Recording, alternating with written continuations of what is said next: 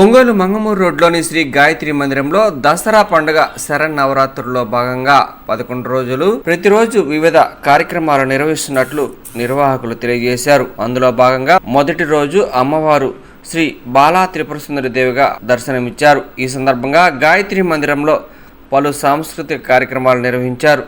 అనంతరం భక్తులకు తీర్థ ప్రసాద వితరణ చేశారు. కార్యక్రమంలో శ్రీ గాయత్రి మందిర నిర్వాహక సమితి సభ్యులు అధ్యక్షులు సిద్ధా వెంకటేశ్వరరావు, కార్యదర్శి తూనుకుంట మల్లికార్జునరావు, సహకార్యదర్శి తురగా శ్రీనివాస్, కోశాధికారి పంతంగి వెంకటరామారావు, మైనంపాటి సాయికుమార్, శ్రీకాకుళం శివప్రసాదరావు, ఆలపాటి వెంకట సత్యనారాయణ, ప్రబల సుబ్రహ్మణ్యం తదితరులు పాల్గొన్నారు.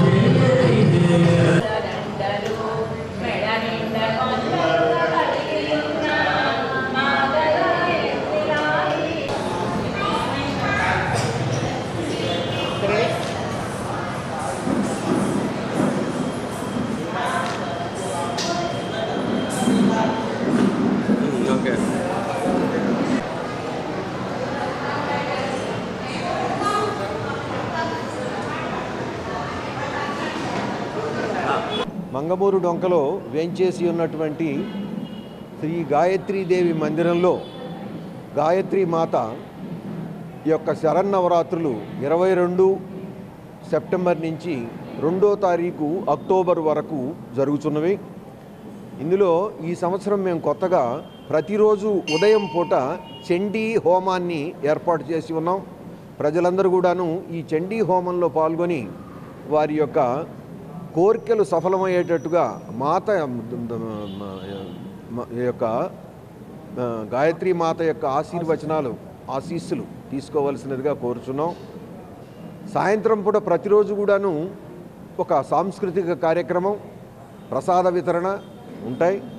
అందువల్ల ఒంగోలు ప్రజలందరినీ కూడాను మేము ఈ యొక్క గాయత్రీ మందిరానికి ఆహ్వానిస్తున్నాం. తర్వాత ఇక్కడ గాయత్రీ మాత పంచముఖ గాయత్రీ మాత విగ్రహం పైన, కిందనేమో హంస గాయత్రీ మాత విగ్రహం ఉన్నాయి. పంచముఖ గాయత్రీ మాత విగ్రహం వెండితోటి 50 కిలోలకు పైగా ఉండేటటువంటి వెండితోటి తయారు చేయించిన దానికి పూతను వేయిస్తున్నాం, బంగారు పూతని. ఆ బంగారు పూతకి తలా 1 గ్రాము బంగారాన్ని ఇవ్వవలసినదిగా ఈ యొక్క గాయత్రీ మందిర నిర్వాహక సమితి తరఫున మీ అందరినీ కూడాను